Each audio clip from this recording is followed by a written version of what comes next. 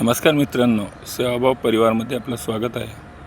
आपण हे बघताय नीमचं झाड। नीमच्या झाडाजवळ निंबाच्या झाडाच्या फांदीला आपण एक घरटा बनवलेला आहे आणि हे जे घरटं आहे हे कलरची जी बादली येते, खाली बादली कलरची जी पेंट कलर असतो त्याची जी बादली असते, त्या बादलीला आपण काय केलेलं आहे, हे 2 इंची होल बनवलेलं आहे, म्हणजे 63 mm होल बनवलेलं आहे। गरम पाईप करायचा किंवा स्क्रूड्रायव्हरने सुद्धा आपण गरम करून, चाकूने गरम करून ते कट करू शकतात। आणि त्याच्यात खाली आपण एक आडवा दांडा घातलेला आहे, तळाला दोन्ही बाजूने होल, आरपार होल टाकलेलं आहे आणि वरती बांधून दिलं आहे। आता ही जी चिमणी जी बसलेली बाहेर बसलेली आहे, मध्ये सुद्धा एक चिमणा गेलेला आहे।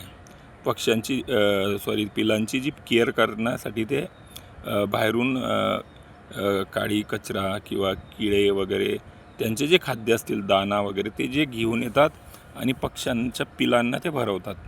आपण काय केलेलं आहे, ते वरती जे झाकण दिसतंय, झाकण लावलेलं आहे, तिथे आपण तांदूळ, चुरी जे बारीक असते, जे कट झालेले जे धान्य असतं, ज्वारी वगैरे असं त्यात टाकून देतो, किंवा आपण जे पोळीचे तुकडेसुद्धा त्यात टाकतो। ते आवडीने खातात आणि त्यांना म्हणजे कसं, पावसात आता उन्हाळा संपला, उन्हाळ्यात ते सावलीत असल्यामुळे तापत नव्हतं, कमी तापत होतं आणि पांढऱ्या कलरमुळे सुद्धा कमी तापतं आणि ते जे पक्षी जे तिथे म्हणजे पूर्ण सुरक्षित राहतात। म्हणजे सापसुद्धा तिथे येत नाही, ताराला टांगलेलं असल्यामुळे सापसुद्धा ते येताना ते हलतं, हल्ल्यावर ते काय होतं, ते साप तिथे खालीपर्यंत उतरत नाही, म्हणजे सापापासून त्याचं संरक्षणसुद्धा होतं। तार बारीक असल्यामुळे तिथे येत नाही, साप वगैरे येत नाही।